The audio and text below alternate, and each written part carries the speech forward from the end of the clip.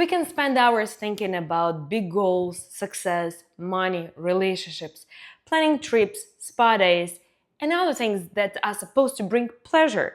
At the same time, we drink coffee mechanically without even tasting it without noticing the food, and lose the opportunity to experience pleasure every single day, something that has always been available to us. Hi, my name is Natalia Artemchuk, and today we are exploring practice number 8 from Rhonda Byrne's book, The Magic. The practice, the magic ingredient, is one of the simplest, most accessible, and also maybe one of the most powerful. By the way, if you're new to my gratitude videos, please check the links below to watch the videos ones where I share what gratitude practices are, how they can change your life, as well the earlier practices. So right now, please close your eyes and imagine how many people were involved that you could have breakfast today or lunch. Imagine. Someone grew this food, someone harvested it, someone transported it, someone processed it, someone worked in the store. We rarely think about it, but behind every plate of food there are dozens, sometimes even hundreds of people, and an entire system. And there is one more thing we almost never think about: water.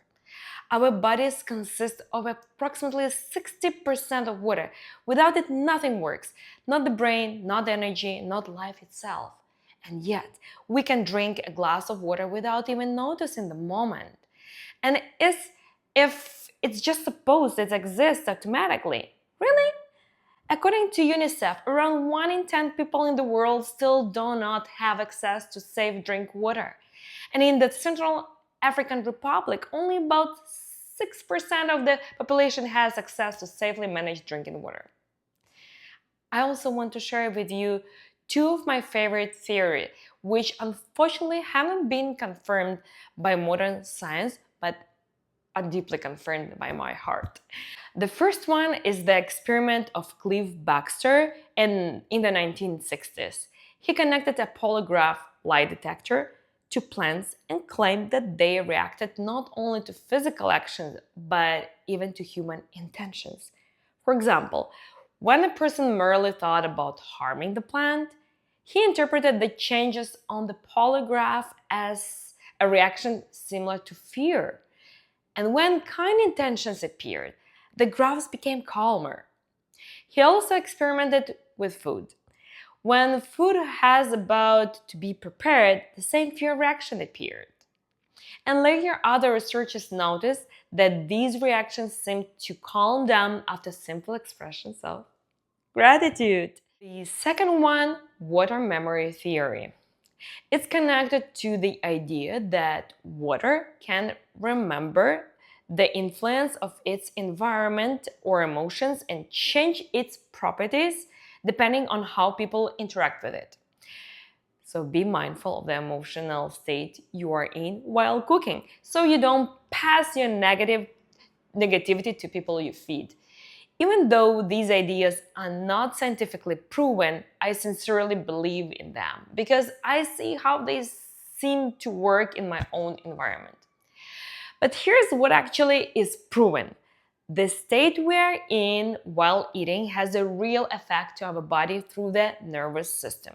Stress or calmness, digestion, and overall well-being are all deeply connected. When we eat under stress, the body contracts. The nervous system enters survival mode. The sympathetic nervous system dominates, flight or fight. Digestion works worse. Because when a tiger is chasing you, the body is not focused on food. It activates system meant for survival. But when we slow down and even for a few seconds feel gratitude, the body shifts into calmer state, into the world of the parasympathetic nervous system, and that is a completely different energy with a completely opposite processes happening inside the body. And there's another interesting thing. When you truly pay attention to the taste of food, it almost becomes brighter. Attention intensifies experience. When we eat in a rush, the brain barely registers the process. But when we are present in the moment, even simple food feels different. I really love the literal ritual from this practice, from the book. To imagine that you're adding the magical ingredient to your food, gratitude. You can even make a small hand gesture as if you are sprinkling something magical over your meal. It may look childish, but honestly, it brings you back into the present moment. For centuries, people in many cultures have blessed their food before eating.